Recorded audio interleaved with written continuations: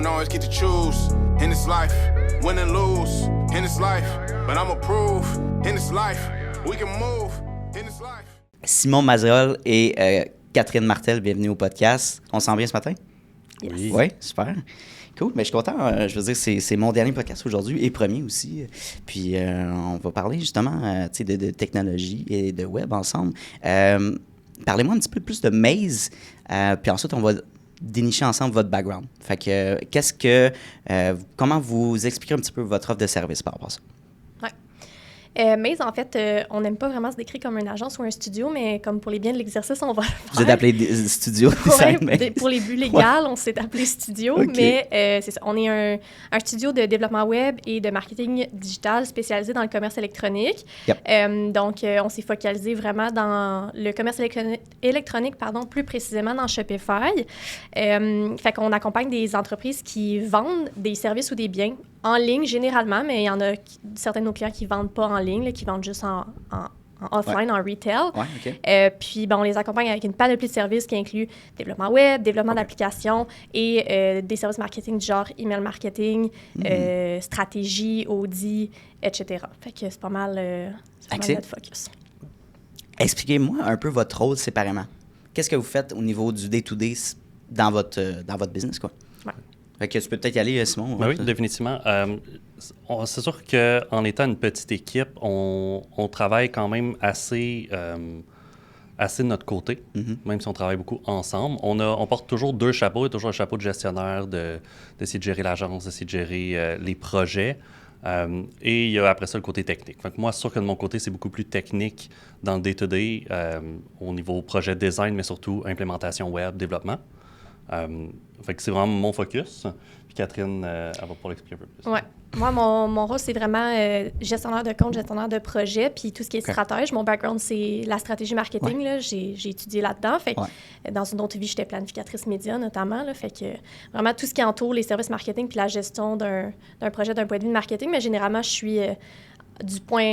du l'appel de découverte jusqu'à la livraison du projet, je suis le point de contact principal du client. Là, fait que c'est majoritairement avec moi qui discute de ses besoins puis de ses objectifs. OK. On va pouvoir deep dive un petit peu plus dans votre entreprise en tant que telle au courant de l'entrevue. Mais là, on va parler un petit peu plus de votre background, votre côté personal branding du podcast. Donc, peut-être, Simon, m'explique justement, en fait, peut-être ton parcours académique, comment tu es venu à travailler avec Maze. Définitivement. Pardon? Non, c'est correct. C'est une émotion vraiment.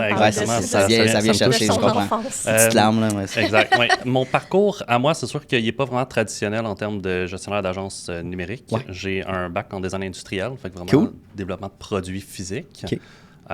Et j'ai aussi du cégep en développement programmation. Okay. Donc plus informatique, qui arrive plus d'une passion personnelle. Anecdote, j'ai jamais vraiment voulu faire du web quand j'apprenais à développer.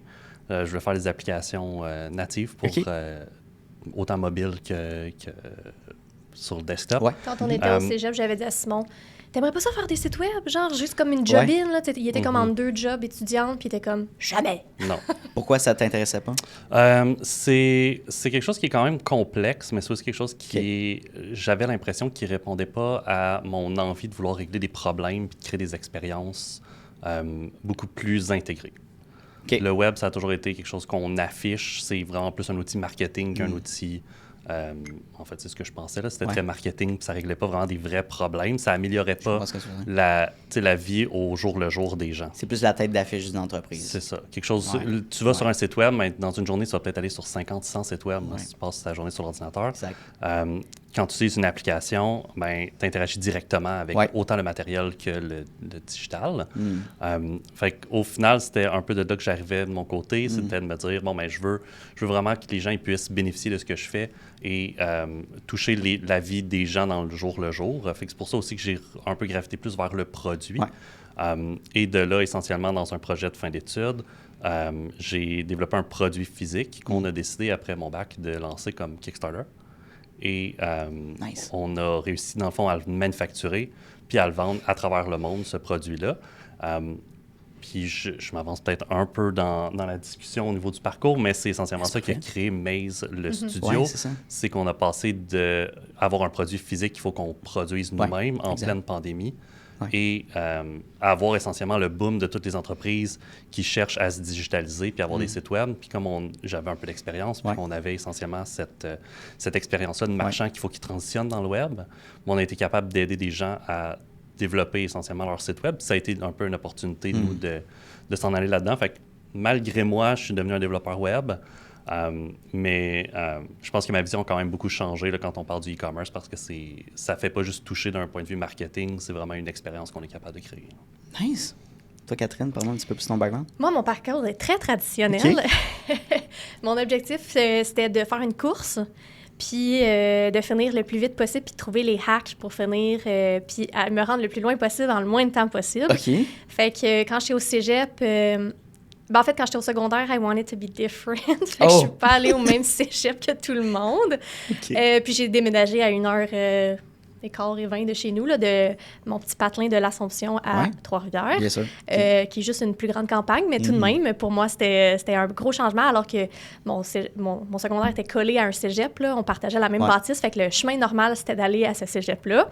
Fait que c'est ça, je suis allée au cégep de Trois-Rivières dans l'optique de faire un deck back en marketing. Je trouvais ça vraiment cool et le hack d'une vie de faire un deck et un back en 4 ans. Fait que tu fais comme ta technique en gestion de commerce 3 ans, puis tu fais ton back en 1 an, dans le fond. J'étais comme... Ça me parle. Fait qu'on a fait ça, puis Simon et moi, on a participé. Bien, Simon n'était pas supposé participer, mais il a remplacé un membre malade. La première année, je pense que du deck, on a fait une compétition à Québec qui s'appelle la compétition Hermès, puis on a remporté la première place de notre catégorie c'est un truc de gestion de cas, là, si tu connais pas la compétition Hermès, c'est ou place à la relève, là, qui est un peu la même logique. Tu es placé dans une salle 3 heures avec une étude de cas, puis tu pitches après. Oui, j'ai déjà fait ça, cette expérience-là. Exactement. C'était super cool, ça. Oui, c'est super nice. Genre vraiment thrilling, là, aussi. Hein? Puis c'était une étude de cas pour la marque employeur de métro, là, les épiciers. Fait que c'était vraiment un beau projet, puis on a gagné la première place. Puis là, les gens venaient nous serrer la main, puis Simon était comme « Oh, je suis en développement web. » Fait que ça n'a pas rapport du tout, mais c'était super gratifiant. Puis en découvrant à l'Université Laval, j'ai fait « Oh mon Dieu, c'est ici que je veux étudier. » Fait que j'ai rencontré mon API. Puis là, quand je parle de cette histoire-là, ça me fait toujours rire parce qu'aujourd'hui, je me rappelle plus qu'est-ce qu'un API comme au cégep, parce que le seul API que je connais, c'est un API web. Tu comprends? Comme... Non, c'est pas la même personne, pas les mêmes fonctionnalités. Pas les mêmes features, pas du tout. Mais c'est ça, j'ai rencontré mon API du cégep pour définir en fait le plan de match parce qu'il fallait que j'aie des cours que j'avais pas besoin de suivre si j'allais à l'UQTR parce que le deck back c'était à l'UQTR. Puis c'est ça, après la technique, j'ai quitté tous mes copains qui s'en allaient au deck back. Puis je suis allée à l'Université Laval, on a déménagé Simon et moi à Québec. Puis j'ai fait mon bac là en 3 ans. Puis après ça, j'ai eu un pont entre mon bac et ma maîtrise pour aller deepen mes connaissances en marketing stratégique. Avec une maîtrise, là, fait que j'ai un MBA. Looking back, j'en ai parlé à plein de gens parce qu'il y a des gens qui me demandent est-ce que tu referais le MBA tout de suite collé avec ton bac. Puis je pense pas, honnêtement, parce qu'aujourd'hui, dans la position où je suis, je pense pas que j'aurais fait mon MBA en marketing stratégique. Je pense que j'aurais fait mon MBA en management ou en gestion de conflits ou quelque chose qui, aujourd'hui, viendrait comme être des skills que je voudrais me greffer plus que juste approfondir un skill que j'utilise dans le day-to-day, mais pas autant que d'autres nouveaux skills que j'ai appris puis qui me seraient encore plus utiles aujourd'hui. Fait que c'est un peu ça. Fait qu'après ça, je suis allée travailler en agence pendant une couple d'années. Puis j'ai embarqué dans le projet avec Simon pendant la pandémie où j'étais comme, je pense que c'est le bon moment de faire le saut. Fait que voilà. Oh, j'aimerais qu'on parle un petit peu plus de la dynamique de couple en entrepreneuriat. Ouais, c'est pas facile. Ben écoute, tu m'enlèves les mots de la bouche, mais explique-moi, c'est quoi concrètement dans le day-to-day? Autant les beaux côtés que les moins beaux. Celui qui est plus à l'aise, celui qui est prêt à affronter. C'est sûr que j'ai quelque chose à dire. Je pense qu'on va en avoir tous les deux quelque chose à dire parce que justement, c'est jamais à off. On travaille à la maison, on est gestionnaire dans la même entreprise, on travaille sur les mêmes projets. On n'est pas toujours aligné non plus comment on voit les choses parce qu'au final, c'est pas parce que tu es un couple que vous êtes la même personne, que vous pensez la même chose, puis que vous avez les mêmes objectifs dans toutes les étapes. Oui, exact. Fait que c'est sûr que ça, c'est quelque chose qui est pas facile, mais je pense que c'est aussi une force parce qu'on se connaît bien et on est capable de bien, je vais dire, argumenter, bien définir un peu qu'est-ce qu'on veut pour arriver à la bonne solution parce que ça fait 12 ans qu'on le fait dans notre point de vue personnel. Exact.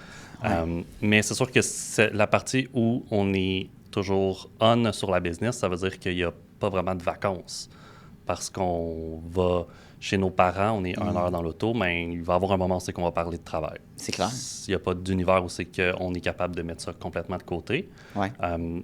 Ça fait que des fois qu'on a des breakthroughs sur des problèmes qui arrivent dans des situations vraiment opportunes.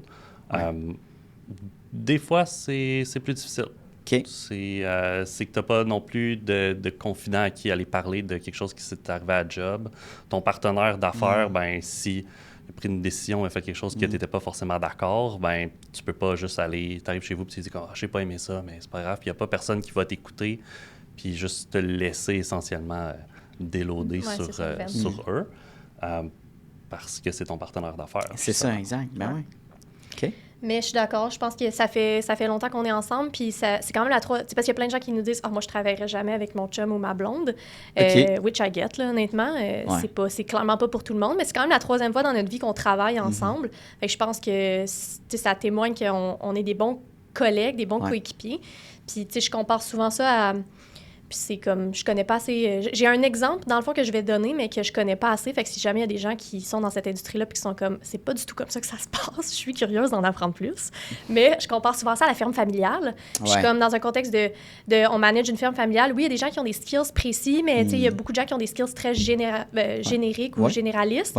Mais la beauté dans Maze, c'est qu'on fonctionne pas du tout comme ça. Simon a son expertise, puis je serais jamais là à challenger. Oui, mais cette ligne de code ne s'écrit pas de cette manière. Chacun a son expertise. Fait que tu ne rentres pas dans le campement de l'autre. Non, c'est ça. On se pile jamais dessus. Puis je sais qu'à chaque fois qu'on a un conflit ou une friction, c'est toujours juste la manière de se rendre à la même destination. OK. Parce que Sim et moi, on a le même set de valeurs, évidemment, parce qu'on l'a bâti ensemble. On a les mêmes objectifs pour Maze, la même vision pour Maze. C'est juste de définir quelles sont les bonnes étapes pour se rendre à cette vision-là. Puis des fois, il y a une dissonance, mais au final, quand on va se coucher la nuit, je le sais qu'on s'en va à la même place. Là. On n'a juste pas on prend pas la même autoroute. Là. J'aurais le goût de dire qu'on a chacun notre expertise, mais le fait qu'on a développé des bons skills de communication en étant un couple. Ça fait en sorte qu'elle ne me dira jamais comment faire ma job, mais elle peut me donner du feedback que j'aurais peut-être pas vu parce qu'on parle au moins le même langage. Exact. On se comprend parce qu'on a un intérêt pour ce que l'autre fait, parce qu'au final, c'est un peu ce qui fait un des avantages d'un couple, c'est que tu as des intérêts communs. Mais je suis curieux parce que tantôt, tu m'as mentionné, vous parlez tout le temps, vous mélangez tout le temps le personal puis le business parce que vous travaillez puis vous êtes ensemble aussi puis ça fait du sens. Mais est-ce que ça devient épuisant à la longue? Est-ce que c'est quelque chose qui peut être too much? Là? Si tu mets pas de boundaries, oui. Là. C'est ça, j'imagine. J'écoutais... c'était pas dans un contexte de podcast, mais les deux owners qui ont la boîte My Big Little Web, je pense. Qui est une boîte de web à Montréal. Ça me dit quelque chose. Ils sont aussi un couple. Puis c'est ça, c'était comme... c'est leur quand ils listaient un peu comme les grands secrets d'être un couple en affaires, c'est ça, c'est comme de définir des boundaries. C'est comme de vraiment dire, tu sais, moi souvent, je dis à Sim, moi, passer 5 heures, là, tu sais, lui, il reçoit ses courriels dans la même boîte courriel, moi, ma boîte est fermée. Je suis comme, moi, je serais pas capable de fermer mon cerveau si tu me parles de ce qui est rentré dans la boîte courriel de Maze. Comme, parle-moi-en pas. Je préfère avoir la surprise, pas le fun le lendemain. Que de gérer ça à 5 heures. Que de gérer ça à 5 heures, sérieusement. Fait que, tu sais, c'est vraiment ça. Puis je trouve ça cool parce que c'est comme un exercice conscient aussi de vouloir parler d'autre chose. Fait que, tu sais, quand je marche, des fois, je suis comme... Quand on va souvent marcher avec le chien, avec Ace, puis là, tu sais, je suis comme, mais là, de quoi on parle, là, si on parle pas de ce client-là puis de ce client-là? C'est comme, faut comme je fasse travailler mon cerveau à dire, OK, genre, qu'est-ce qu'on est au-delà d'être un couple entrepreneur? Genre, il faut juste comme pas s'oublier en arrière, puis les deux humains, là, qui font partie de la machine, parce que sinon, on va burn out, là. Exact. C'est quelque chose qui est quand même assez présent là, quand tu es entrepreneur, que tu sois un couple ou pas, tu penses à ta job. Tu penses à ta business parce qu'au final, c'est ton projet, c'est votre projet, c'est ce qui t'allume. Mais c'est notre bébé. Là. Moi, j'ai dit... c'est ça. J'ai dit, moi, j'ai comme assez d'enfants, là, comme présentement. Là, j'ai un chien, j'ai une business, puis j'ai des employés. Là, comme T'en as des bébés à gérer. Oui, j'ai une garderie, là, c'est correct. T'as une garderie en... Ouais, non, c'est ça. Too many slices of pie. C'est ça. Le secret, c'est vraiment de se garder accountable entre nous pour dire, écoute, non, là, c'est pas le temps de parler de job.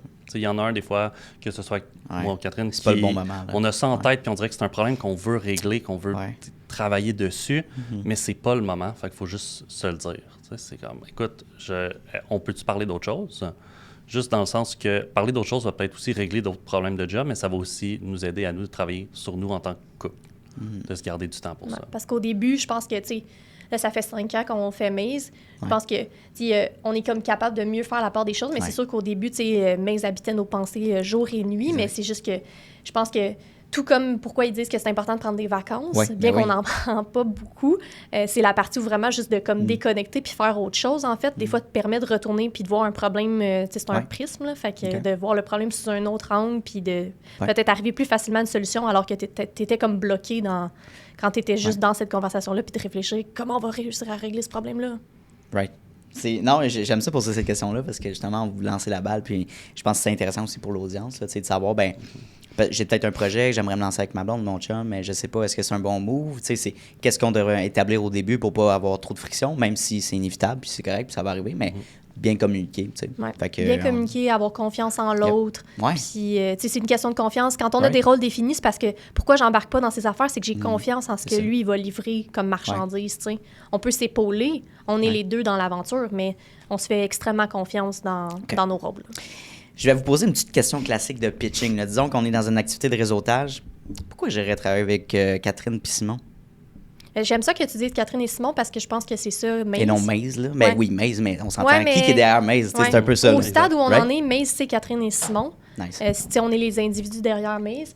Je pense que depuis le jour 1, pourquoi j'ai dit au début qu'on ne veut pas se décrire comme une agence et un studio, c'est que moi, en fait, Simon et moi, quand on regardait l'écosystème des agences, je savais vraiment pick and choose des affaires que je voulais pas être. Ouais.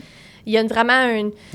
Il y a une structure qu'on adopte dans plein de choses. Genre, je gère pas un projet de façon 100% différente où je donne pas de budget puis des chantiers aux clients. Là. C'est pas comme ça, mais c'est juste que dès le jour 1, on s'est dit, moi, j'ai pas envie d'avoir ce modèle-là traditionnel, super silo, vraiment corporate, bien qu'il y a des agences qui sont pas corporate, là, c'est juste, je voyais cette vision-là long term, j'étais comme le jargon aussi qui est utilisé, il me plaît pas.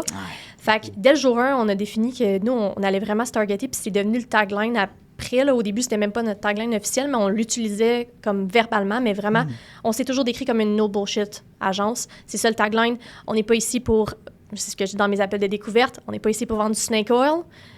What you see is what you get. Si tu n'aimes pas qui je suis dans l'appel de découverte, tu n'aimeras pas le reste de ton projet.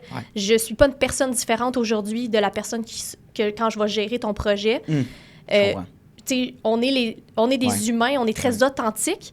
Puis la raison pourquoi j'ai fait le saut d'être une employée à une gestionnaire, c'est que souvent, c'était tout ce qui ressortait dans mes évaluations annuelles. Puis j'ai adoré où j'ai travaillé, c'est pas ça le point, mais on me disait souvent comme « Fais attention à ce que tu dis, tu sais, des fois tu parles peut-être trop vite ou tu dis des choses qui blessent certaines personnes. Ou comme moi, je suis très sarcastique, fait que tu utilises le sarcasme. Puis il y a des gens qui qui comprennent pas ton type d'humour. Puis je suis comme, encore aujourd'hui, je blesse. Le but, c'est pas de blesser des gens. Je suis pas comme, je suis devenue ça. Sadomaso, là, j'aime ça. Je veux blesser des gens, c'est ça mon objectif. Mais quand même, aujourd'hui, je pense que je me filtre peut-être un peu moins. Puis oui, peut-être le no bullshit, c'est comme une espèce d'armure de dire, écoute, this is what you sign up for. Là. Comme en disant, oui, j'adopte le no bullshit. Le no bullshit aussi, c'est un two-way street. Je m'attends aussi que le client me donne pas de bullshit dans ses échanges, dans ses updates. On est très transparent, on est très authentique. On en a fait nos 2 valeurs core dans nos 4 valeurs parce qu'au final, c'est ça le but. Là. C'est genre, on se dit les vraies affaires, je te donne une vue 360, puis sans utiliser le terme 360 comme l'agence classique, mais je te donne une vue 360 de chaque problème. Je veux te donner... C'est pas ma business. Au final, toi, tu as l'expertise de ton industrie. Moi, j'ai l'expertise de la discipline du e-commerce. Ensemble, on crée de quoi de nice. Mais moi, je vais te donner mon expertise de ce que j'ai vu, les best practices. Mais au final, toi, tu connais ta business, tu connais le mieux tes clients. Fait que c'est à toi de prendre cette décision finale-là, mais je suis là pour te donner les 2 côtés du balancier, pour que tu prennes une décision éclairée. Right. Fait que c'est un long elevator pitch qui va être raffiné peut-être, mais... Il va avoir beaucoup d'étages. Pour moi, on l'a fait 2-3 fois. Oui, on a pesé sur tous les boutons comme dans Elf. Là. Mais j'adore, le point qui est revenu dans ta réponse, c'était l'authenticité. Puis c'est souvent ça qu'on néglige. Ou, je pense que ça met de l'avant ta confiance et ton estime de soi. Puis je veux dire, tu veux travailler avec les gens qui fit avec ta vibe. Puis c'est sûr que tu vas en avoir qui vont pas aimer, qui vont pas fitter. Puis c'est pas grave, là, ils vont trouver une autre entreprise qui vont justement fitter au niveau de ses valeurs, de sa vibe. Fait que comment vous sélectionnez vos clients? C'est quoi les critères que vous avez? De dire, OK, ça, oui, c'est un contrat qui va être intéressant, mais 2, je vois une relation long terme à développer avec lui. Fait que c'est quoi un petit peu vos... Je dirais que la première chose, c'est que quand on a fondé Maze, on a décidé vraiment de spécialiser, pas dans une industrie où on allait choisir les clients, mais vraiment dans les outils qu'on allait utiliser. Comment les genres de problèmes qu'on allait régler. Fait qu'on s'est vraiment spécialisé. Dans notre cas, on a choisi Shopify comme outil, comme plateforme pour pouvoir monter les sites, faire la gestion du e-com des clients. Donc, on a déjà défini au préalable que tous nos clients avec qui on va travailler vont utiliser cette plateforme-là, soit dans un objectif de les migrer. Fait que ça ne veut pas dire qu'on ne connaît pas du tout le reste des outils, mais ça veut dire qu'on les connaît juste assez pour pouvoir les migrer. Fait que vous simplifiez, excuse-moi, je te coupe, mais vous simplifiez les processus.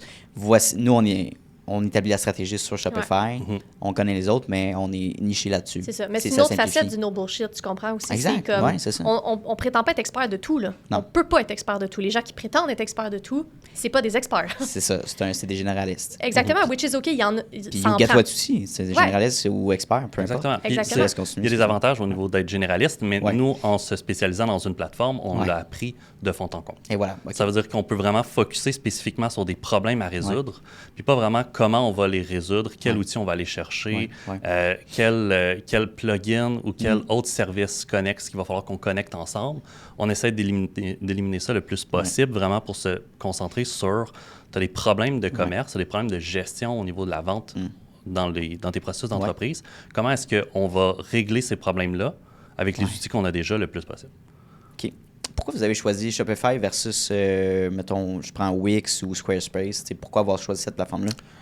On retourne dans le temps. Oui, on en a... En fait, comme on a été marchand, de notre côté, on a développé un produit puis on l'a vendu. On en a essayé des plateformes. On a utilisé des plateformes gratuites parce que quand on se lance en affaires, tu lances un projet, chaque dollar compte. Oui, ça, c'est clair. Tu veux un site qui coûte pas cher. Puis avec un peu de connaissances techniques de mon côté, je me suis dit, mais écoute, je vais pouvoir le gérer tout seul puis le faire avec le moins de coûts possible.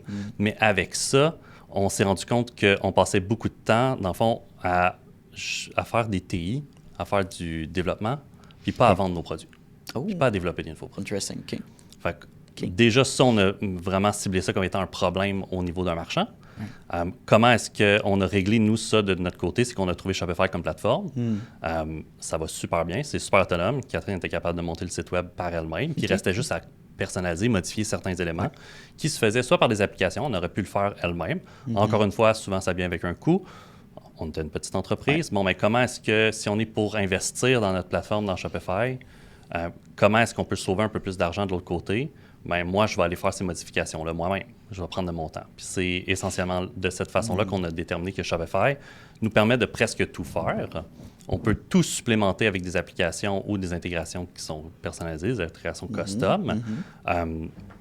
Donc, à ce moment-là, c'est un outil essentiellement qui est idéal pour nous en tant que marchand, mais aussi en tant qu'agence, parce que ça nous permet encore une fois de se focusser sur les problèmes à résoudre.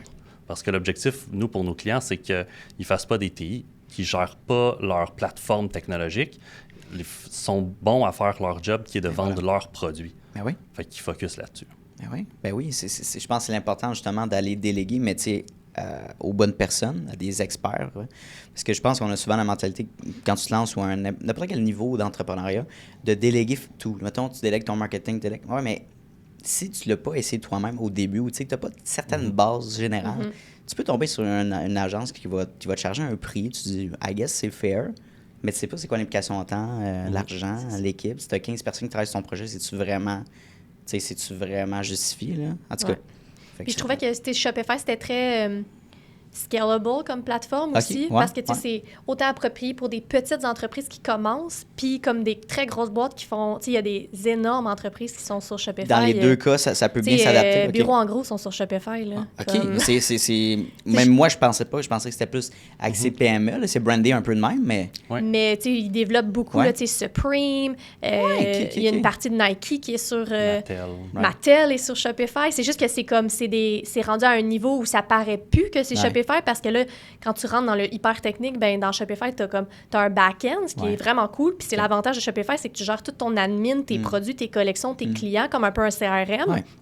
Mais tu as aussi ton front-end, qui est comme ton thème ou le visuel de ton site, qui pourrait ne pas être sur Shopify, en fait, puis là, qui te permet d'éclater puis de vraiment pousser le concept, le design, les fonctionnalités technologiques à un autre niveau. Puis c'est ce que la plupart de ces grosses boîtes-là font. Mais au final, ils ont quand même un admin de Shopify. Là.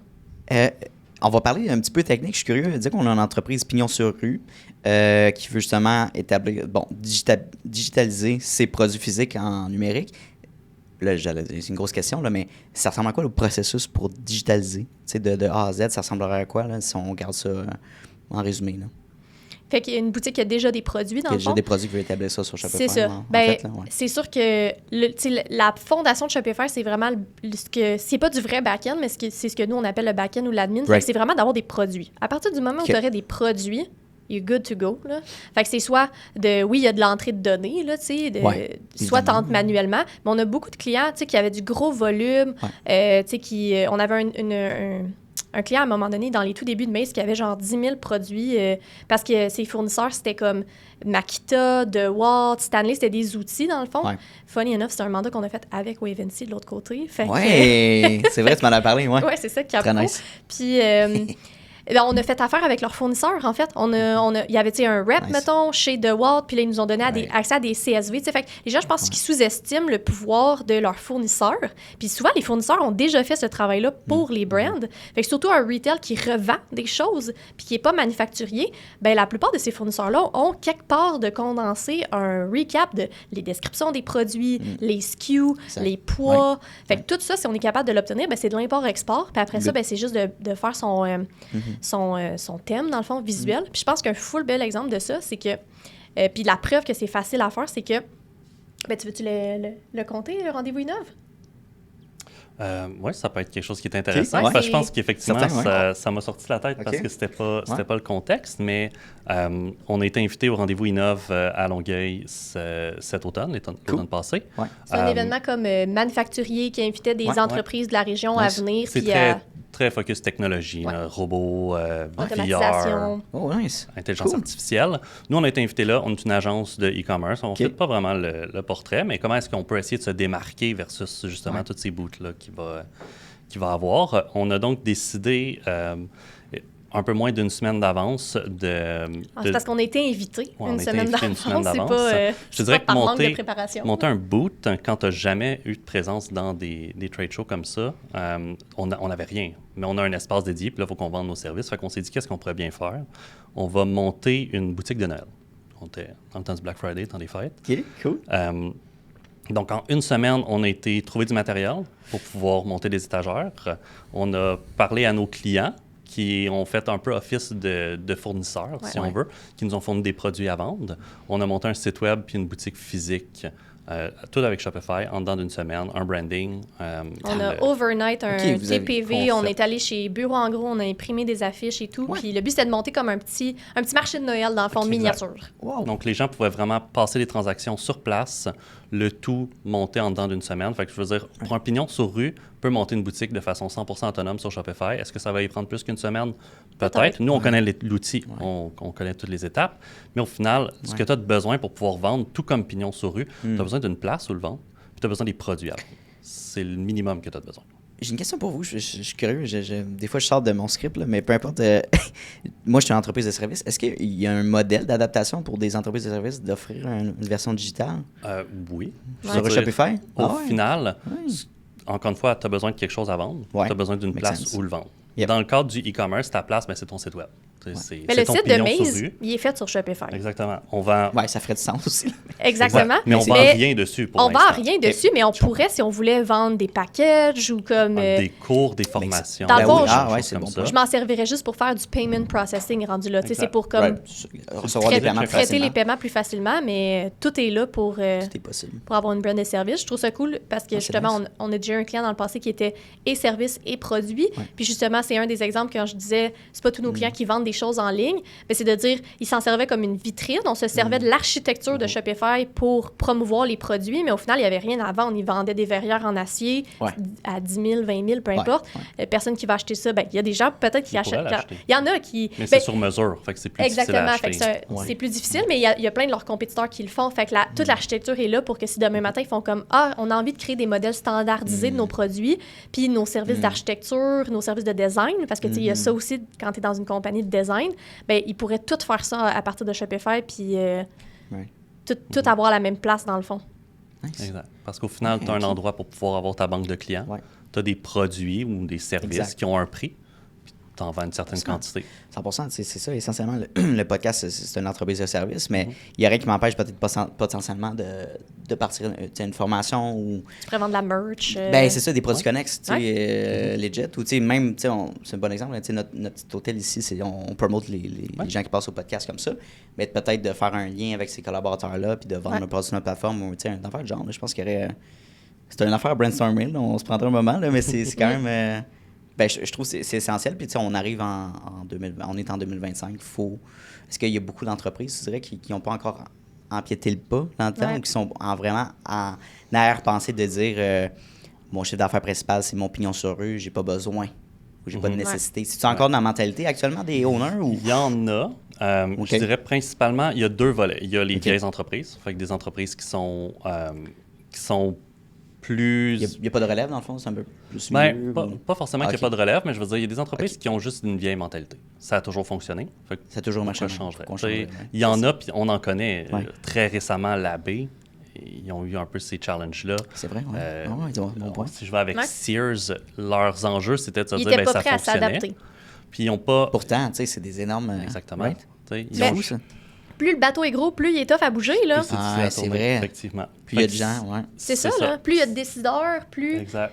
C'est des coûts, tu sais, je comprends, une transformation technologique, c'est vraiment beaucoup de coûts, mais tu sais, sans vouloir hijacker ce que tu disais, quand on était à Québec pour le rendez-vous numérique il y a une couple de semaines, justement, il y avait une conférence sur le B2B, puis j'ai vraiment aimé ce qu'il a dit. Il dit, on parle plus de transformation digitale. Si vous n'êtes pas transformé digitalement, you're too late. Là. Vous êtes en retard. On parle d'optimisation digitale, optimisation de l'automatisation de nos processus. C'est beaucoup plus dans comme se rendre à la version 2.0 de sa marque digitale ou 3.0, peu importe. Mais si tu n'es pas déjà digital, si tu n'as pas de... Tu sais, oui, il y a des secteurs d'affaires où peut-être c'est pas pertinent d'avoir un site, bien que je pousserais le point que c'est pertinent pour tout le monde, mais si tu as des produits à vendre, que tu sois un manufacturier, un revendeur, un grossiste, puis que tu n'as aucune présence web, à défaut qu'elle soit barrée, puis que ce soit pour des clients B2B qui ont accès avec un mot de passe et un nom d'utilisateur, qu'est-ce que tu fais? Comme... Il faut poser des actions. Là. Tes compétiteurs, eux, ils sont déjà en train de... Exactement. Ben, c'est ça. Le bon moment, c'est hier. Tu es vraiment déjà en retard. C'est parce qu'on est en train de travailler, Simon et moi, sur comme une espèce de document là, pour accompagner des entreprises B2B. Puis honnêtement, les statistiques sont ils font peur. Là. Pour les gens qui ne sont pas digitalisés présentement, là, on parle de comme en 2025, 80% des achats B2B se font en ligne. Fait que... 75% des entreprises... Ah, B2B, OK. Même pas B2C. Non. Crazy, ça? Non, définitivement. 75% des acheteurs au niveau B2B, ils seraient prêts à changer de fournisseur s'il y avait une meilleure expérience ailleurs. Une meilleure expérience en ligne. C'est fou. 71% des acheteurs B2B sont des milléniaux puis des Gen Z. C'est parce que c'est les gestionnaires d'aujourd'hui et de demain. Là. C'est eux les preneurs de décision. Là. Fait que si tu leur plais pas à eux, bien que toi, tu dis « Ah oui, mais j'ai toujours fait affaire comme ça », ben c'est correct. Mais parce que ça prend plein de monde pour faire un monde, là, mais si tu veux assurer la business de demain, puis de possiblement rendre aussi... Parce que je pense que souvent, les vieilles entreprises ou qui ont une vieille mentalité, justement, ils pensent pas à comme rendre leur marque alléchante pour se faire racheter. Ils voient comme... Ben quand moi, je vais décider de prendre ma retraite, cette marque-là va mourir, puis c'est peut-être correct, c'est peut-être la fin naturelle de ce service-là, mais c'est qu'ici, aujourd'hui, cette marque-là performe avant, puis elle a des clients, ben si toi, tu fermes, les clients vont juste aller trouver d'autres gens ailleurs. Fait que pourquoi pas partir with a bang, puis rendre ta brand alléchante pour te faire racheter, tu sais. Mais pour te faire racheter par une génération plus jeune, comme Simon, moi, les générations d'en dessous, ben il faut que ta marque, elle soit intéressante et alléchante à l'achat, tu sais, au rachat plutôt, ou à la reprise d'entreprise. Oui, c'est clair. C'est un bon point parce que les gens, justement, qui partent à la retraite, disons, on prend l'exemple du boomer, justement, qui a une entreprise puis que, bon, il part à la retraite, ben je pense souvent ces gens-là, ben ils vont réduire, justement, l'investissement ou rénover, ils sont plus là dans leur mentalité. Mais j'adore le point que tu sais, go out with a bang. Je veux dire, t'as pas parti ça pour rien. Ouais. Je veux dire, mettons, tu vas donner flamand à quelqu'un, mais tu veux donner quelque chose de hot à quelqu'un aussi. Continue de t'impliquer de cette manière-là. Je trouve que c'est juste intéressant. T'sais. Puis j'aimerais qu'on pousse la question plus loin. Là, tu disais Digital 3.0. Vois-tu des tendances ou voyez-vous des tendances de... C'est quoi le next big thing en e-commerce? Y a-t-il des nouvelles choses là, je sais pas, en habitude d'achat chez chez les consommateurs? Y a-t-il quelque chose qui arrive en ce Take it moment? away. Définitivement. OK. Je dirais que si on parle de tendance, c'est vraiment le terme qui est poussé beaucoup, là, c'est le commerce unifié. Unifié? Le commerce unifié. Essentiellement, on part d'un monde où, justement, il y a des décennies, tu avais un pignon sur rue. C'est comme ça que tu faisais affaire. Yep. On a rajouté à ça d'autres canaux de vente qu'on OK. pouvait rajouter, que ce soit catalogue, vente par téléphone. Qu'on appelait le multicanal. multicanal. Donc, on a C'est une petite développé, leçon d'histoire en même temps. on a développé Un cours de- essentiellement ce Ouais. parcours-là. Cool. Venait ensuite l'arrivée du web. Donc Ouais. là, il faut qu'on soit capable de vendre sur le web, Right. qui est quand même, qui a été très rapidement, a pris d'assaut le monde au complet comme commerce électronique. Aujourd'hui, essentiellement, on passe de ce monde-là où c'est qu'on avait plein de canaux qu'il fallait qu'ils pas tant qu'ils se parlent, mais il faut que tu sois capable de vendre partout, qui était l'omnicanal. Ouais. On tombe dans un monde aujourd'hui qui est ce qu'on appelle le commerce unifié, Ouais. qui est de ramener tout ça à la même place. Parce qu'au final, ce que tu vends, tu as un inventaire, tu vends des produits, mais tu peux les vendre sur ton site web, tu peux les vendre en personne dans des boutiques, tu peux avoir des boutiques sur des marketplaces comme Amazon. Tu peux l'acheter n'importe où, Best dans Buy. le fond, ouais. C'est des exemples de Ouais. le commerce unifié du point de vue du client, comment Ouais. ça se représente, c'est d'avoir accès à l'inventaire et web Ouais. et de la boutique physique, d'avoir son historique d'achat partout, puis que quand il va en magasin physique, le rep qui l'assiste ou le Ouais. commis qui l'assiste a accès à son historique d'achat, puis est capable de feeder cette relation-là basée sur des informations qu'il possède sur ce Ouais. client-là. Fait qu'il y a aussi le cycle de vie de ce client-là, puis il peut adapter sa prestation de service en fonction de ça. Tu sais, je pense que, évidemment, ça donne l'accessibilité et la facilité d'accès d'aller acheter un produit sur la plateforme, tu sais, d'une entreprise qui vend le même produit dans sa boutique en physique qu'en digital. Bien, c'est de voir c'est quoi l'avantage pour moi en tant que consommateur de me déplacer, de prendre du temps, puis du gaz, puis aller dans ta boutique pour acheter le même produit au même prix que si je restais chez nous dans mon salon. Qu'est-ce qu'on peut faire? C'est quand même une bonne question à savoir. Tu sais, oui, mettons, je veux digitaliser, c'est parfait, mais si je veux quand même aller chercher encore un trafic considérable dans ma boutique pour amener un avantage pour que les gens viennent quand même, qu'est-ce qu'on pourrait... Dans une boutique physique? Ouais, qu'est-ce qu'on pourrait inciter les gens à venir? Dans le C'est un fond, service d'avant, un environnement cool, je sais pas. C'est vraiment de transformer les espaces physiques en espaces d'expérience. Fait que l'objectif, ce que tu veux faire, c'est créer Incroyable. des expériences. C'est des expériences d'achat, oui, mais c'est des expériences de contact avec et la marque et le produit. Parce qu'au final, les gens, ils achètent pas juste un produit qui répond à un problème aujourd'hui. Les gens, ils achètent une marque, ils achètent une expérience, ils achètent un mode de vie. Donc, c'est essentiellement de focusser vraiment plus sur le commerce d'expérience au lieu d'être focusé sur les problèmes qu'on règle puis d'essayer de vendre son produit. Fait que ce qu'on Le veut vraiment... produit, c'est un byproduct. Exactement. Ça a l'air contre-intuitif à dire, mais dans le contexte du nouveau retail, là, Ouais. le produit, c'est un byproduct Exactement. Ce de qu'on la fait- visite physique. Ce qu'on fait, c'est vraiment focusser sur le client, y donner des expériences d'achat. Aujourd'hui, c'est autant des expériences physiques, que ce soit par des pop-up, par des retail, on pense à... Du live shopping. Oui, Exactement. live shopping. Puis oui, le live shopping qui est quelque chose qui s'en vient. C'est Live hot, ça. shopping, AR, VR, qui est Ok. quelque chose qui s'en vient, même acheter au travers des différents canaux qui s'en viennent aussi, par exemple, sur les AI, ChatGPT, qui ont un partenariat avec Shopify maintenant, qui va permettre de passer des commandes ou du moins de découvrir des produits au travers de ChatGPT. Wow, OK. Puis comment concrètement ça fonctionnerait, cette fonctionnalité? Ben, je pense que c'est la même logique que de demander à Chat, parce qu'on est on first name basis, moi puis Chat, là. Ouais. C'est de demander... Yo, la chum. Buddy. Tu sais, c'est quoi la meilleure agence web de Montréal? Puis là, il te donne des noms. Ouais, Ben, c'est un peu la même logique. C'est juste que tu vas lui demander, genre, c'est quoi la meilleure... moi, je suis très dans le skincare coréen, là. Fait que, OK, nice. genre, c'est quoi la meilleure crème solaire... parce qu'ils sont en 2050, là, la Corée, en termes de crème solaire. Sérieux? On rentre pas là-dedans? Non, parce que là, on va faire un podcast au complet sur les crèmes solaires coréennes. Part 2. Oui, part 2, for sure. Vous nous direz en commentaire si vous voulez la suite. Just kidding. Mais en somme, il pourrait te nommer genre 4-5 choix, Puis- puis pourquoi. Mais il le fait déjà. Oui, ça c'est bon, ça. les suggestions. Mais là, on pourrait transactionner du genre, je vais acheter tel produit, puis tu me le commandes. Parfait, c'est un peu ça? go buy, là. Essentiellement, puis il va pouvoir juste t'amener un panier déjà monté pour toi basé sur Custom. ce que tu y as donné. C'est quand même fou, mais c'est aussi une opportunité qu'il va falloir faire en tant que marchand de s'intéresser à ça ou d'avoir justement des partenaires qui, eux, ont des connaissances là-dedans. Et ensuite, c'est de mettre du temps pour pouvoir l'optimiser comme tous les canaux. Ça va être un nouveau canal qu'il va falloir optimiser, tout comme le live shopping, qui est essentiellement comment est-ce qu'on peut créer une expérience qui est complètement différente. Tu sais, d'un côté, tu as une intelligence artificielle qui n'est même pas une personne, qui est une boîte noire essentiellement dans laquelle tu fais juste y dire des choses puis il te ressort quelque chose d'autre, qui est potentiellement un produit que tu vas acheter. Puis d'un autre côté, on a des vraies personnes qui vont créer du contenu puis qui vont t'inviter, dans le fond, à découvrir un produit par l'expérience numérique, digitale, qui te donne essentiellement. Là, c'est le live shopping en tant que tel. Ouais. OK. On voit, j'ai souvent vu ce genre de live-là plus dans le côté plus asiatique. Ouais. C'est-tu quelque chose qu'on va voir de plus en plus au niveau américain-canadien? 100%. Définitivement. Oui, ça va s'en venir. Ça s'en vient. OK. Je pense que c'est un concept qui a été prouvé du côté asiatique, définitivement. Ouais. Ici, on a testé aussi. Je sais qu'en 2001, Aldo ont fait un, OK, 2001, OK, c'est un pas... test OK.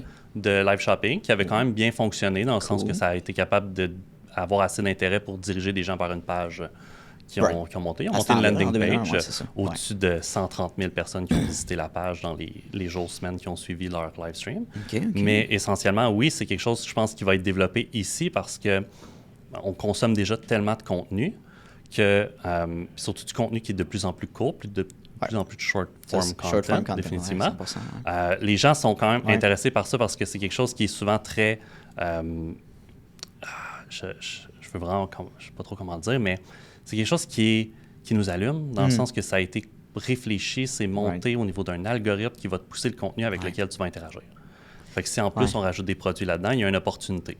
Je pense qu'il y a aussi peut-être un danger d'un autre côté où c'est qu'on va peut-être arriver dans des zones un peu plus grises au niveau de la publicité parce que la publicité est quand même très encadrée. Est-ce que ça aussi, ça reste la publicité? C'est ça. C'est un peu touché. Il y a tout le concept du UGC ici, User Generated Content.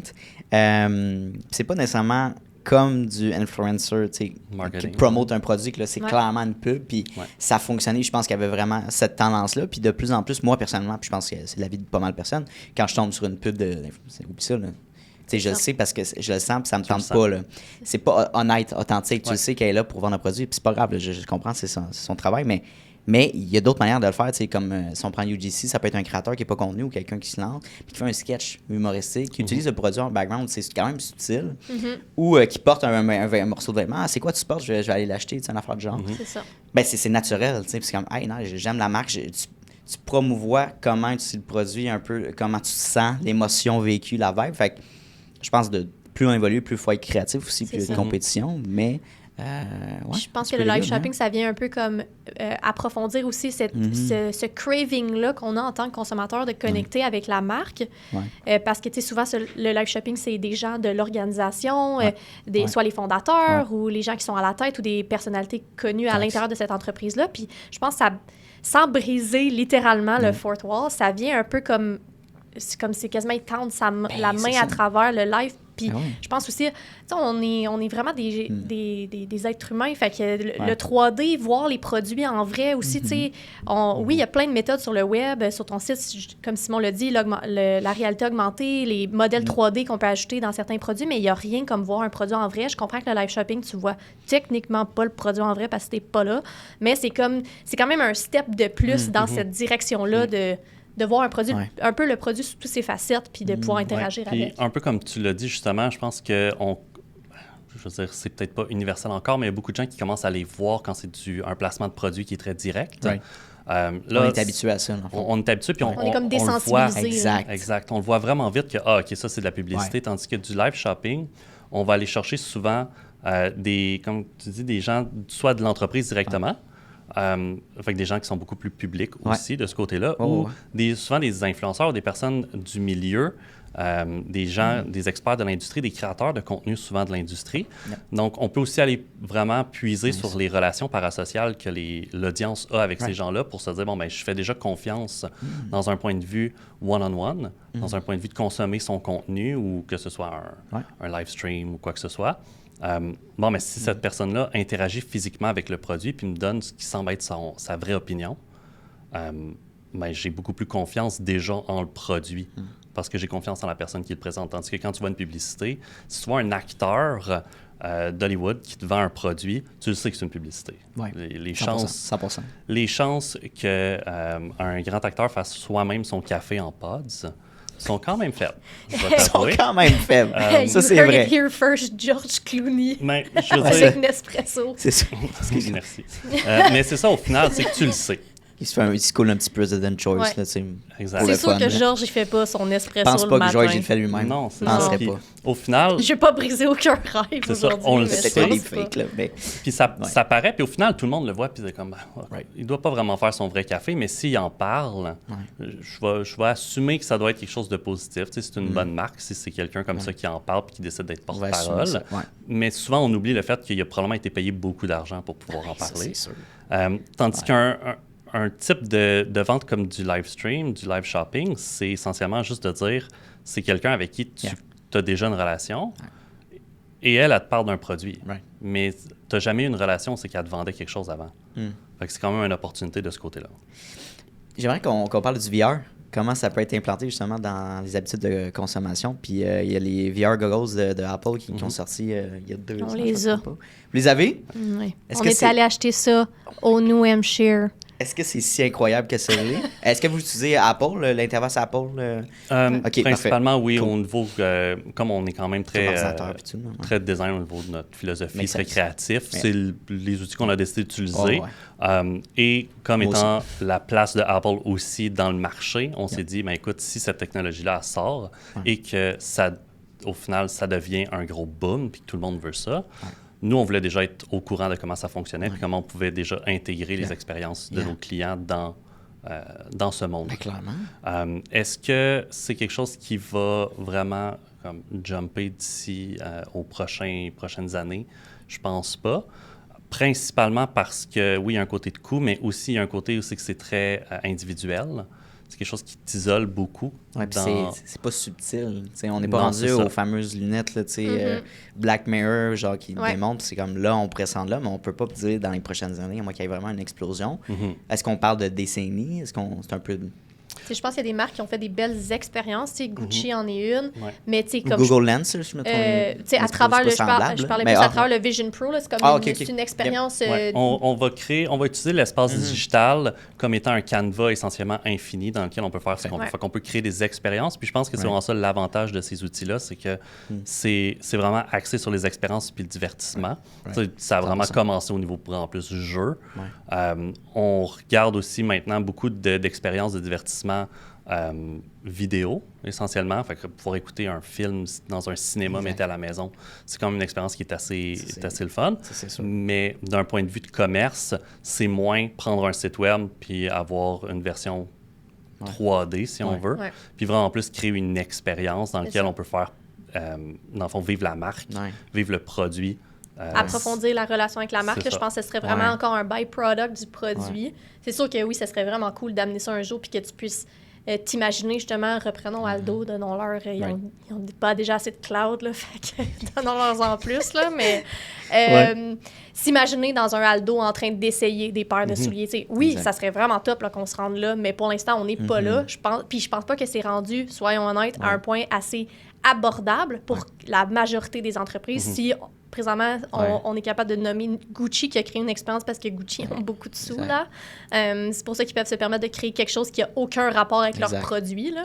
Fait que je pense que ça va vraiment être un outil pour créer des expériences, approfondir la relation, juste faire en sorte que tu restes top of mind aussi en tant que marque auprès du consommateur parce qu'il vit cette expérience-là puis il a envie d'interagir avec toi. Puis quand après ça, il va réfléchir à acheter un sac à main, ben, peut-être que Gucci sera top of mind. Mais 100%. pour l'instant, on n'est pas dans l'achat. Un peu comme tu disais, je pense vraiment que le moment, c'est que ça va faire cette grosse explosion-là, ça va être vraiment quand on va tomber dans de la réalité augmentée et non pas juste virtuelle.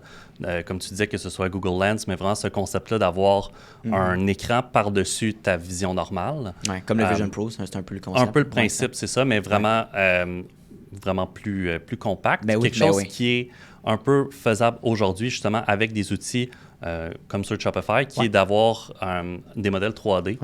Du bon format, de bonne grosseur, pour pouvoir justement voir le produit au travers de la caméra de ton téléphone. Fait qu'au moment, c'est qu'on va être capable d'amener ça dans notre face. là, je pense que ça va être quelque chose qui va être game changer parce que non seulement, je pense que c'est un outil qui va être très utile dans la vie de tous les jours, mais aussi dans un point de vue de faire des expériences. Là, on va pouvoir justement créer ces expériences-là à un coût qui est beaucoup plus faible que de créer l'expérience physique pour des gens. Puis on n'est pas limité non plus à un volume. Tu sais, quand on crée un pop-up ou une expérience physique, tu as un nombre limité de personnes qui vont pouvoir y aller. Tu vas payer probablement beaucoup d'argent pour le produire et tu vas être limité par un espace puis par un volume de gens que tu peux accueillir. Quand on crée une expérience digitale, tout le monde aimerait ça pouvoir aller à Walt Disney puis que ça ne coûte pratiquement rien. Puis avoir aucune file d'attente. Imagine vivre Walt Disney que ce soit presque aussi bien. Presque aussi. Les manèges vont être des montagnes russes, mais dans ton Lazy Boy. Ça donne un effet de dizziness. C'est pas le même effet. Mais... D-Box at home. Mais je sais qu'il y a un jeu, quand je pense que c'est avec Oculus, je sais pas trop, là, avec ces goggles-là, mais t'es comme dans un gratte-ciel, puis il y a une planche. Puis, actually, il faut que tu essaies de t'enligner. Puis, à un moment donné, genre, ton personnage, il tombe, là, puis tu legit perds pied, là. Ça n'existe pas, là. Mais ton cerveau associe ça, puis il le voit de même. Je trouve ça quand même... c'est un exemple concret, là, mais sinon, pour venir à la réalité augmentée, ce qui serait incroyable... Moi, je suis pas quelqu'un qui aime ça magasiner, du linge. Moi, je suis une corvée. J'achète du Uniqlo, mettons, j'en vais au magasin, puis là, je suis comme, hey, faut que j'essaye 5-6 fois le paire de pantalons, là. J'haïs ça. Si je peux faire d'autres choses, puis préparer d'avance, si je connais mes tailles, mais veux pas, c'est pas tout le temps pareil pour les pantalons. Si on peut me créer comme un modèle, de genre, avec mes dimensions, puis là, je sais straight up quoi prendre, en fait, je commande. Sinon, tu peux le faire chez vous, mais tu testes genre 3-4 paires de pantalons, ça te coûte le double, le triple, tu sais. Ça, je pense que ça va être l'industrie qui va le deuxième industrie qui va en bénéficier le plus, parce que je pense que le premier, puis qui le fait déjà bien, pour la plupart, c'est le meuble. Ikea, mettons, de la réalité augmentée. Fait que c'est de voir une commode, ça a l'air de quoi dans ton espace, une chaise, ça a l'air de quoi dans ton espace, genre un peu, parce que c'est des gros items, que tu veux pas avoir monté la commode, avoir passé 4 heures, tu t'es chicané avec ton chum. Tu l'as beau mesurer, mais c'est pas finalement la même chose. Puis finalement, tu l'aimes pas, la commode, elle fit pas, là, tu sais. Fait que là, t'as perdu ton temps, puis il faut que tu le ramènes. C'est ça. Fait que je pense que le fashion, ça va vraiment, vêtements, souliers, ça va vraiment être game changer, parce que je pense qu'encore aujourd'hui, il y a des choses qui ont été mises en place. Je vois quand même beaucoup de marques offrir l'essai gratuit, puis de dire tu peux comme choisir des items, puis là, on te les envoie à la maison, ça coûte rien, puis on te charge juste qu'est-ce que tu gardes. Fait que, je sens qu'il y a des brands qui travaillent à réduire la friction, mais reste quand même que, cette friction-là, là. Surtout les pantalons, là, ça, c'est acheter vraiment des jeans la en job. ligne. Ça, c'est les souliers, mais jeans, le haut, c'est correct, c'est plus facile, mais... Ça, précisément, je suis d'accord avec toi, c'est un challenge. Ben, c'est ça, puis même ces solutions-là, il y a encore une petite friction de genre, ça marche pas, c'est un gossage, il faut le renvoyer. C'est ça. Anyway, mais je pense que cette industrie-là, je veux dire, il y en a des grosses brands. Ben, tu sais, on entend, des fois, ça me fait gricher des dents d'entendre des clients qui sont comme, ah ouais, mais tu sais, pas I don't believe in free shipping, mais kind of, là. Fait comme, tu sais, je comprends, là, c'est un coût, c'est une grosse pilule à avaler, la livraison. C'est dispendieux, payer le frais d'expédition. Je le vois, là, qu'est-ce que Post Canada, il charge, là. C'est juste que d'acheter des vêtements puis de dire après, tu vas charger pour les retours, les échanges, c'est comme, tu sais que ton produit, il y a une friction naturelle de baked-in dedans, là. Les produits, il n'y a pas de standardisation. Il y en a un petit peu plus dans le soulier, mais il y a, tu sais, comme un pantalon dans une taille 8 et pas l'équivalent d'un magasin à l'autre. Tu peux avoir des super bonnes chartes de taille, full précises, vraiment customises à toi, mais au final, il y a une friction qui est là. Puis si tu l'ignores, tu fais pas ton devoir de marchand. Right. Makes sense. On arrive vers la fin de l'entrevue. J'ai déjà 2 dernières questions, mais avant, j'aimerais juste finir sur ce qu'on disait. Les frais de livraison, on dirait que Est-ce que c'est un... Tu sais, mettons, tu prépares ton panier, t'es prêt à passer à la commande, puis là, shit, j'ai genre, je sais pas, 40-50 pièces de livraison. Je suis comme, bon, finalement, je passerai pas à la commande, tu sais. Fait que est-ce que ça peut justement faire peur aux entrepreneurs qui disent comme, oui, je veux digitaliser mes produits, mais tant qu'à faire, je vais juste les faire venir dans ma boutique, ils ne paieront pas de frais. Ou au contraire, est-ce que je devrais absorber le frais? Est-ce que ça devrait être chargé? Tu sais, c'est niaiseux, les frais de livraison, mais ça peut être un petit casse-tête, là, I guess, pour certains. Oui. Ben, les frais de livraison, c'est un coût qu'il faut vraiment prendre en considération au moment où qu'on définit notre stratégie de prix. OK, il faut que ça soit établi. Il faut que ça soit établi à la base parce que oui, ça va être un frein direct pour le client. Le plus vite on est capable de communiquer au client les frais de livraison ou les objectifs à atteindre pour ne pas avoir de frais de livraison, si on établit des paliers, le mieux c'est. On veut vraiment faire ça rapidement. On veut y penser parce qu'au final, ben, c'est sûr que si tu as 20 $ de marge sur ton profit, mais ça t'en coûte 12 de livraison, tu as 8 $ de marge. Fait que c'est à prendre en compte. Il faut vraiment le réfléchir. Mais il y a aussi un peu ce piège-là de se dire le client va venir en boutique puis il ne paiera pas le frais de livraison. Oui, c'est ça. Ouais. Parce qu'au final, oui, c'est notre boutique, on est déjà dedans. Ouais. On pense que c'est la fin que du monde. Le client, il va vouloir se déplacer. Tout le monde, quand on est propriétaire d'une boutique, il commence à la porte. Le monde du client, il commence chez eux. Dans son salon. Donc, est-ce que c'est plus de friction du côté du client de se dire, bon, ben, je veux ce produit-là, mais je ne sais pas si je veux l'acheter tout de suite. Est-ce que je vais sortir de chez moi, je vais me déplacer jusqu'à la boutique, le temps que ça va prendre pour faire ça? Ah oui, rendu là, je vais l'acheter. Si c'est que ce soit en transport en commun ou en voiture, ou peu importe, ça a un coût quand même à réfléchir. On n'y pense pas en tant que client toujours, mais des fois, ça a quand même un gros impact. Un coût en temps ou en argent, peu importe. Là. C'est un coût, exact. Au final. Là, une fois que tu arrives là-bas, ben, ton produit est encore là. Ouais. Il faut que tu décides de l'acheter. Est-ce qu'ils ont la bonne couleur en stock? Je ne le sais pas. C'est vrai, ça? Est-ce que le produit est ce que je m'attends? Finalement, est-ce que je me suis déplacé pour rien? Exact. Est-ce que je vais me déplacer à ta boutique? Ou est-ce que je vais aller chez un compétiteur qui est peut-être dans un centre d'achat, lui, puis qu'il y a d'autres compétiteurs que je vais pouvoir comparer le produit? Fait que tu veux pouvoir le comparer. En ligne, c'est facile à faire. Tu vas sur le site web, tu compares. Tu ouvres dans plusieurs tables. Toutes tes tables, c'est vrai. Elles sont toutes là. Fait que oui, c'est des choses à prendre en compte. Puis effectivement, le client, des fois, il va arriver au check-out. Il arrive à la caisse, il voit le prix de la livraison, puis ça peut être un turn-off. Donc, ce qu'on va essayer de faire essentiellement, c'est définir une stratégie de comment faire en sorte que ce soit moins un turn-off. Ça peut être, dans un monde parfait, de ne pas avoir de frais de livraison. Jamais, idéalement. C'est rarement atteignable. Fait qu'est-ce qu'on est capable de peut-être absorber une partie du frais de livraison? Tu sais, des fois, quand la livraison de Post Canada revient à 24 $ pour ta commande, bien, si moi, j'en absorbe 15, il reste 9, on est en bas de 10. C'est peut-être plus facile d'aller chercher là. Ça représente un plus petit pourcentage de la commande totale. Fait que déjà, ça peut être un élément de friction qu'on peut limiter. Puis ce qu'on voit, je pense aussi souvent, c'est après X nombre de vêtements ou de montants payés, tu as la livraison gratuite. Fait que ça, c'est quand même un classique. Ça donne un petit objectif. C'est des bonnes stratégies à faire. C'est sûr aussi, la première chose à faire, c'est vraiment d'aller voir qu'est-ce que la compétition a fait. Est-ce que dans ton industrie, tout le monde charge des frais de livraison parce que c'est des gros objets, je pense souvent aux meubles ou ce genre de choses-là? Ça va prendre de la livraison spéciale pour pouvoir transporter tes choses. Ça va coûter de l'argent, c'est sûr. Est-ce qu'on veut l'absorber, mais on va faire en sorte de toute façon que le prix du produit va être plus élevé?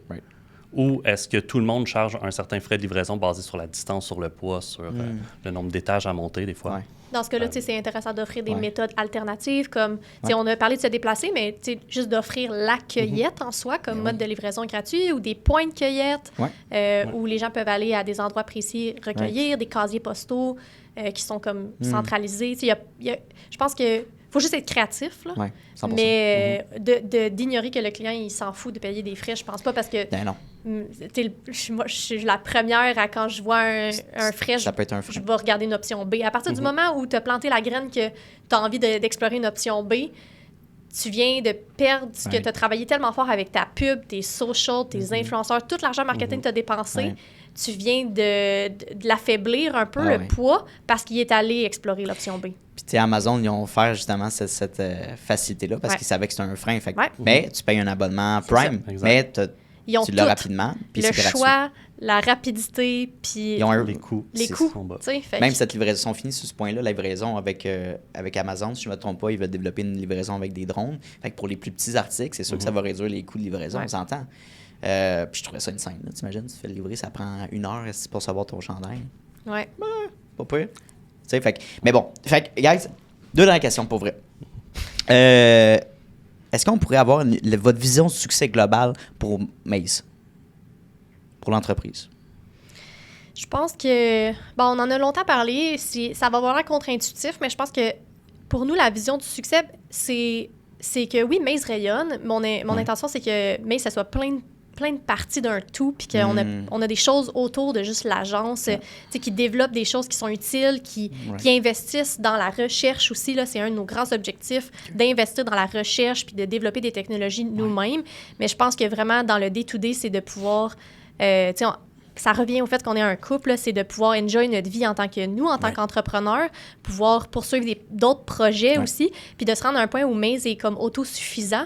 Puis oui, à la question, parlez-moi de Catherine et Simon, ben on va parler de Maze en fait parce que ça va être irrelevant qui nous on est en tant qu'individu, parce que Maze va être quelque chose, va être plus que nous, plus que la somme de nous deux en fait, puis va être aussi une team, puis des experts, puis des gens qui forment qui Maze est, puis qui forgent sa personnalité.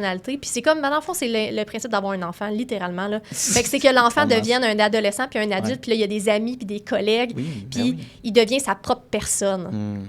Sa propre identité. Exactement. Puis que ça soit pas juste que Simon et moi, on est, puis comme on a un impact direct sur qui elle est, Maze. Là. Exact. J'adore. C'est une extension d'une humain, évidemment, c'est une entreprise, mais... C'est super beau, là, c'est très gratifiant. C'est juste que à long terme, ça veut dire aussi que si nous, on est malade, ben Maze en souffre directement. Puis ça, c'est ce que je veux pas, parce que je lui souhaite à elle, parce que Maze est une fille. You heard it here first. Le genre là-dedans. Dans notre tête, c'est parce qu'elle s'appelle M, comme si c'était son surnom, en fait. Là, fait que c'est comme Émilie, peut-être, on sait pas, Emma. OK, non, c'est cool. Mais c'est ça qu'elle puisse vivre, puis qu'elle souffre pas, en fait, que nous, on puisse pas lui mettre autant d'amour, parce qu'au final, il y a plein d'autres gens qui la soutiennent, puis qui la font grandir. Nice. All right. Dernière question pour vous. Ça peut être répondu séparément, là, mais disons qu'aujourd'hui, c'était votre podcast, On Jase Business, et que vous êtes les intervieweurs. Fait que vous avez la chance de parler à une version de vous-même de 18 ans. Et ce serait quoi le conseil que vous donneriez à votre version de vous-même? Fait que tu peux peut-être commencer, Simon, je suis curieux. Beaucoup de conseils. Je pense que le premier, c'est de ne pas avoir peur. De ne pas avoir peur d'essayer. De ne pas avoir peur de ne pas réussir non plus. C'est quelque chose, je pense, qui est un conseil qu'on entend souvent, qu'on prend pas souvent au sérieux. Non, c'est vrai. Est-ce que, quand j'avais 18 ans, je le prendrais au sérieux, même si c'était moi d'aujourd'hui qui le dirait, je sais pas. Mais c'est ça, c'est d'explorer, de tester des nouvelles choses. Si ça marche pas, c'est pas grave. Il y a rien de mal qui va se passer tant qu'il t'essaye. Puis au final, si quelque chose donne l'impression que ça ne fonctionnera pas, ben c'est correct de le laisser aller puis de partir autre chose. C'est pas... tu vis pas une failure si ton entreprise ne fonctionne pas comme tu pensais, ou si tu ne trouves pas les clients que tu voulais avoir, que tu n'obtiens pas le projet que tu veux, que tu n'es pas accepté dans le bon programme à l'école. C'est pas ça qui va définir le reste de ta vie. C'est vraiment juste comment tu réagis. Fait qu'arrête d'avoir peur, arrête d'avoir autant de doutes, puis fonce. Nice. Wow. Très bon, j'adore. Ouais, c'est un peu je pars de la même veine, mais tu sais, en étant quelqu'un de très académique dans tout mon parcours, je pense que le conseil que j'aurais envie de me donner, c'est vraiment, c'est ça, pas tout a besoin de tomber parfaitement.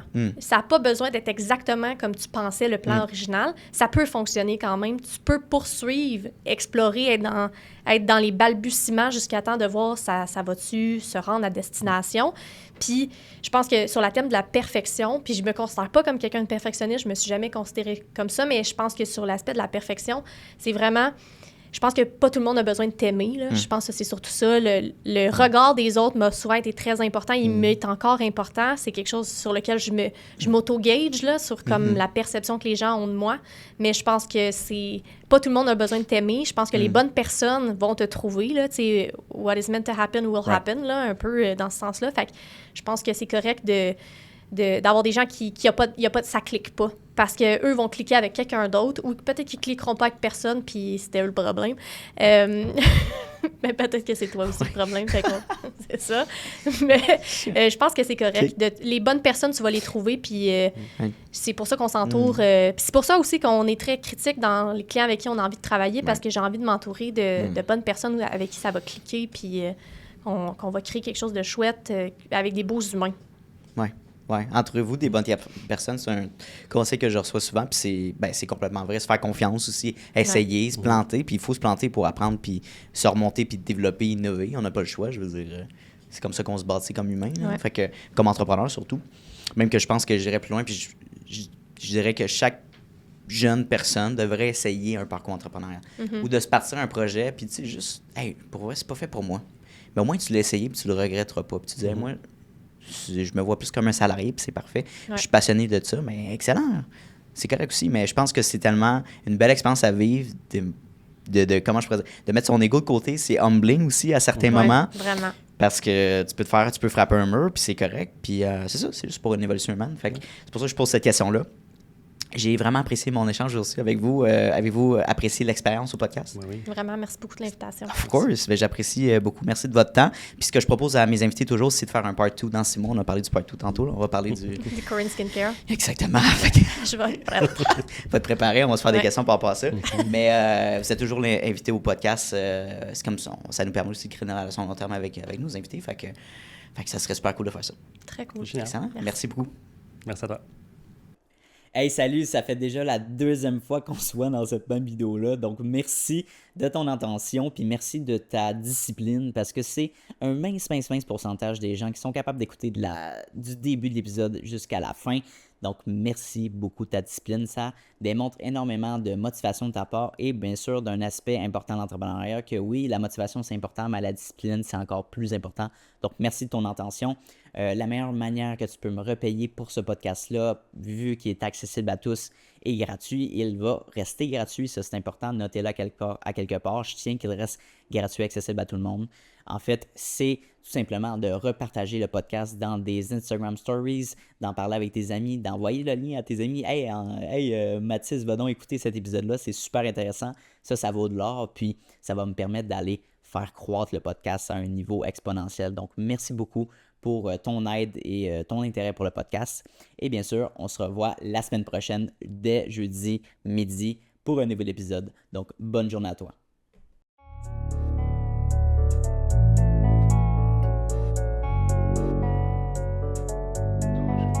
You don't always get to choose in this life, win and lose in this life.